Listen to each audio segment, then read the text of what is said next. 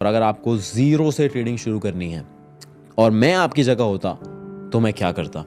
After 6 years of trading and losing money and making money in the financial markets, I am now going to share with you कि अगर आज मैं आपकी जगह होता तो मैं एग्जैक्ट रोड मैप क्या फॉलो करता। And most probably guaranteed that अगर आप ये चीज़ को फॉलो करोगे तो ऑफकोर्स जितना टाइम शायद मुझे अगर 6 साल लगा तो शायद आपको 3 साल लग जाएगा, because you will have a clear cut road map. So make sure you watch this video till the very end because I'm going to give you a serious roadmap.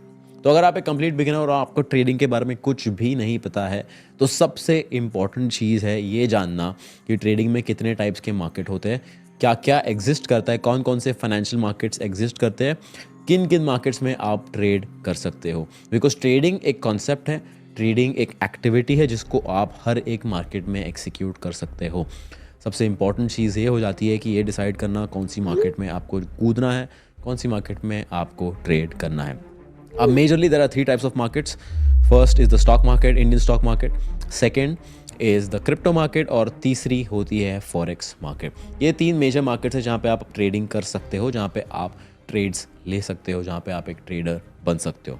After 6 years, इन 6 सालों में मैंने पहले 2-3 साल Indian market में trade किया, उसके बाद 1-2 साल क्रिप्टो मार्केट्स में ट्रेड किया एंड उसके बाद पिछले 2-3 साल से मैं सिर्फ और सिर्फ फॉरेक्स में ट्रेड कर रहा हूँ. मेरा पूरा जर्नी मेरे यूट्यूब चैनल पे है with proof, everything is documented, so you can see there कि मैंने बहुत सारी मार्केट्स, डिफरेंट मार्केट्स में एक्सपीरियंस किया है, ट्रेड किया है and I have done well. After 6 years I can tell you कि अगर आज मैं ज़ीरो से शुरू कर रहा होता तो मैं सीधा फॉरेक्स मार्केट में जाता. Indian market is positioned in a way to make you lose money. Indian market में टैक्सेस ज़्यादा है, फीस ज़्यादा है, ब्रोकरेज ज़्यादा है, लेवरेज भी नहीं है, बहुत सारी चीज़ें हैं. बेसिकली इंडियन मार्केट में the odds are against you. अगर आज मुझे एक रेस्टोरेंट खोलना है और मेरे पास 2 ऑप्शंस है, एक की रेस्टोरेंट मैं गाँव में खोल लूँ, दूसरा की एक रेस्टोरेंट मैं मुंबई में खोल लूँ, मेट्रो सिटी में खोल लूँ. Where should the right choice be? Most probably Mumbai, a city, because Mumbai overall एक इतना बड़ा मार्केट बन जाता है कि the chances of people showing in my restaurant is very very very high. But अगर मैं गांव में रेस्टोरेंट खोलता हूँ जिसका पॉपुलेशन ही सिर्फ 10,000 लोगों का है तो the chances of my restaurant becoming a success is very limited. Because अगर 10,000 के 10,000 लोग भी आके मेरे रेस्टोरेंट में खाना खाते हैं तो मेरी ग्रोथ जो है बहुत ज़्यादा लिमिटेड है. जबकि मुंबई जिसका पॉपुलेशन मिलियंस में है वहाँ पे the potential is unlimited, the potential is untapped and वहाँ पे मेरे ग्रोथ के चांसेस बहुत ज़्यादा हाई है. And similarly Indian market is like opening a restaurant in a village and forex market is like opening a restaurant in a metro city. And that is Y अगर आज मैं शुरू कर रहा होता तो मैं सीधा फॉरेक्स मार्केट में जाता. After 6 years, after almost 3-4 years of my journey मुझे रियलाइज हुआ forex market is better than all the other markets and that is why I shifted to forex markets. उसके बाद जब आपने डिसाइड कर लिया कि आपको कौन सी मार्केट्स में ट्रेड करना है, अब आता है second part which is deciding your trading platform and deciding your broker. Broker होता क्या है?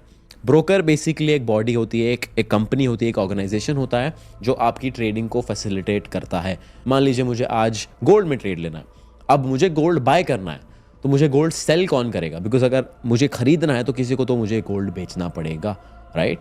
एंड ब्रोकर एग्जैक्टली वो रोल प्ले करता है. ब्रोकर मेरे और सेलर के बीच में रहेगा. सेलर को गोल्ड बेचना है, सेलर जाएगा ब्रोकर के पास, मुझे गोल्ड खरीदना है, मैं जाऊंगा ब्रोकर के पास एंड ब्रोकर ये ट्रांजैक्शन को फैसिलिटेट करेगा जिसके लिए वो एक फीस चार्ज करेगा, both from the buyer and the seller. This is what a broker is. अब ब्रोकर एक बहुत इंपॉर्टेंट रोल प्ले करता है आपकी जर्नी में. क्यों? क्योंकि अगर आपने सही ब्रोकर चूज नहीं किया तो आपका जर्नी लंबा हो सकता है. Let me explain. अगर मान लीजिए आज मैंने 10,000 रुपए से ट्रेडिंग शुरू की, फॉरेक्स मार्केट में 10,000 रुपए से ट्रेडिंग शुरू की. अब मेरा जो ब्रोकरेज चार्जेस है, जो ब्रोकर कमीशन लेता है, अगर वो बहुत ज़्यादा हाई है और मान लो मैंने 10,000 में से 5,000 लॉस कर दिया. अब 5,000 मैंने लॉस तो कर लिया बट 1,000 रुपए मैंने ब्रोकरेज और कमीशन फीस में भी लूज किया. इसका मतलब मेरा लॉस जहां 50% हो सकता था अब वो 60% का लॉस हो गया. मुझे 10% एक्स्ट्रा रिकवर करना पड़ेगा, जिसका मतलब एक्स्ट्रा टाइम डालना पड़ेगा, जिसका मतलब दिन ज़्यादा लगेंगे रिकवर करने में, जिसका मतलब आपका जर्नी और आपका लॉस मेकिंग पीरियड लंबा हो जाएगा. सेकेंड वेरी इंपॉर्टेंट पॉइंट, इसकी बहुत सारे ब्रोकर्स स्कैम्स कर देते हैं, बहुत सारे ब्रोकर्स भाग जाते हैं, बहुत सारे ब्रोकर्स गलत एक्टिविटीज़ करते हैं जिसकी वजह से लोगों का पैसा अटक जाता है. So that is also a very important role.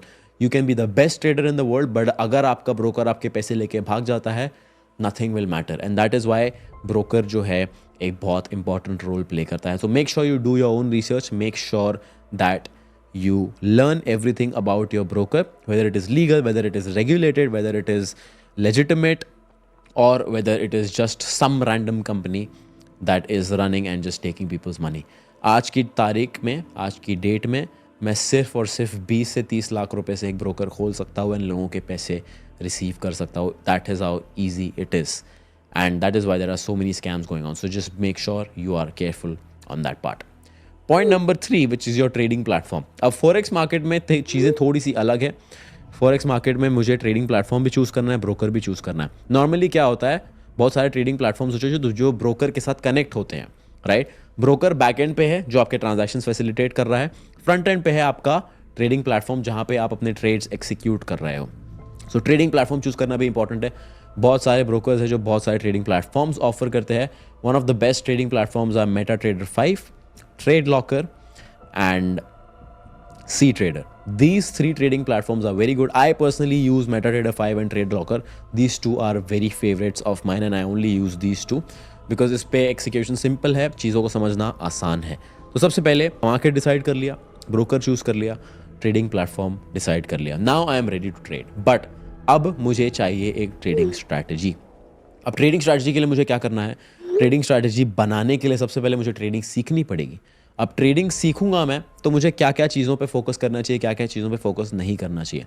अगर आप मुझसे आज पूछोगे after 6 years of experience in this market, what is the number 1 concept that actually matters apart from risk management, the number 1 concept that actually matters is liquidity. अगर आपको पता है कि लिक्विडिटी कहाँ पे है, you will know where the big fishes will take the market.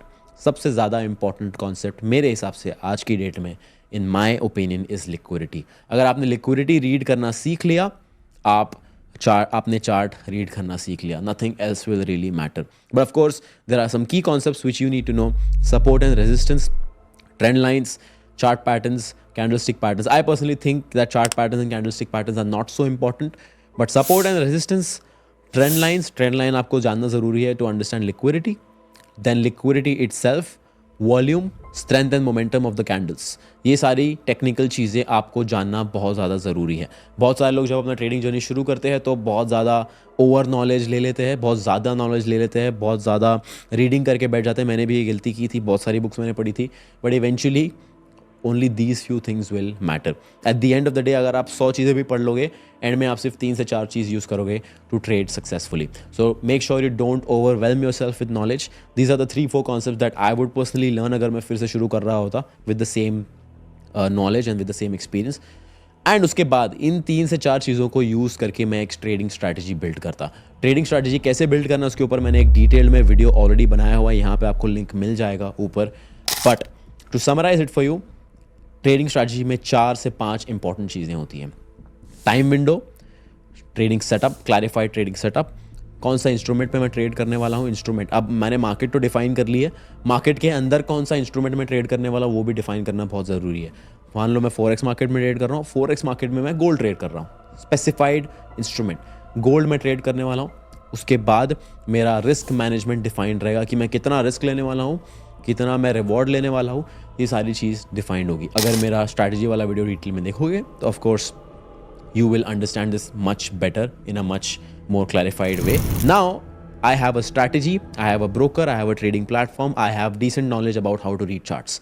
अब मुझे क्या करना है? अब मैं जाऊंगा पुराने चार्ट्स पर और मेरी जो भी स्ट्रैटेजी मैंने बिल्ड की है उसको मैं करूंगा टेस्ट, ये देखने के लिए कि ये काम भी करता है या नहीं करता है. Because a lot of you guys come in to this market with your hard earn money, जिसके लिए आपने बहुत मेहनत की, जिसके लिए आपने पता नहीं कितनी दिनों जॉब किए हैं, कितने लोगों की गालियाँ सुनी हैं.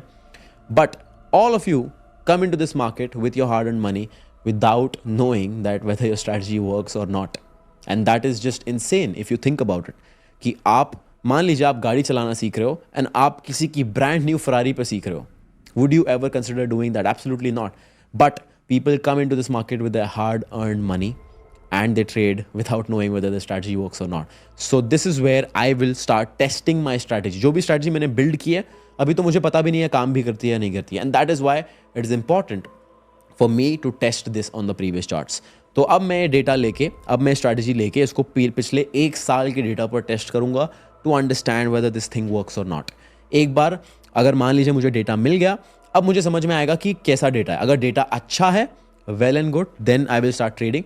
बट अगर डेटा बुरा है, मुझे दिख रहा है कि मेरा विन रेट बहुत कम है, मुझे दिख रहा है मेरा रिस्क रिवॉर्ड रेशियो बहुत कम है, मैं स्ट्रैटेजी को इम्प्रोवाइज करूँगा, उसको इम्प्रूव करूँगा। कैसे इम्प्रूव करूँगा? मैं नोट डाउन करूँगा कि कौन से दिन है जहाँ मुझे सबसे ज़्यादा लॉसेज हो रहे हैं, उन दिनों में ट्रेडिंग अवॉइड करूँगा। उन दिनों ही क्यों लॉस हो रहा है, ऐसा क्या हो रहा है एग्जैक्टली चार्ट पे, ऐसा कौन सा सेटअप बन रहा है जिसकी वजह से मुझे लॉस हो रहा है, उन सेटअप्स को मैं अवॉइड करूँगा। कौन से टाइम विंडो में मुझे सबसे ज़्यादा लॉस हो रहा है, कौन से आवर पे मुझे सबसे ज़्यादा लॉस हो रहा है, उस आवर को फिर मैं अवॉइड करूँगा। ये सारे फैक्टर्स जब मैं निकाल दूंगा तो मेरा विन रेट ऑटोमेटिकली इंप्रूव हो जाएगा। अब एक बात हमेशा याद रखना कि बैक टेस्टिंग में अगर आपका विन रेट 80% है तो रियल मार्केट्स में वो थोड़ा सा नीचे आएगा, 60% तक आ सकता है, because of course live market में बहुत सारे वेरिएबल फैक्टर्स ऐड ऑन हो जाते हैं। तो मेक श्योर जब आप बैक टेस्ट करके रेडी हो जाओगे अपनी स्ट्रैटेजी को, आपका win rate should be around 80%, so that even if it comes down 20%, it is still going to be 60%. And after I am done back testing, उसके बाद मैं फाइनली लाइव मार्केट में अपनी स्ट्रैटेजीज को इम्प्लीमेंट करूँगा। And to add a cherry on the cake, अगर मान लीजिए मैं कंप्लीट बिगिनर हूँ, मुझे कुछ भी एक्सपीरियंस नहीं कि ऑर्डर्स कैसे पंच करते हैं कैसे नहीं करते, I will download Meta trader 5, उसमें डेमो अकाउंट खोलूँगा, डेमो अकाउंट पर ट्रेड करूँगा, अपनी स्ट्रैटेजी एक बार फिर से प्रैक्टिस करूँगा बिकॉज बैक टेस्टेड रिजल्ट्स है मेरे पास। उसके बाद मैं फाइनली एक प्रॉप फर्म चैलेंज खरीदूँगा या एक फॉरेक्स ब्रोकर में अकाउंट खोलूँगा, and that is how I will start my trading journey. I hope this gives you clarity, I hope this gives you an idea कि एग्जैक्टली एक trading journey कैसी दिखनी चाहिए, क्या क्या फैक्टर्स होने चाहिए। इसको बहुत सिंपल लैंग्वेज में मैंने आपको समझाने की कोशिश की है। And even if you are not a complete beginner, I hope you found a missing piece to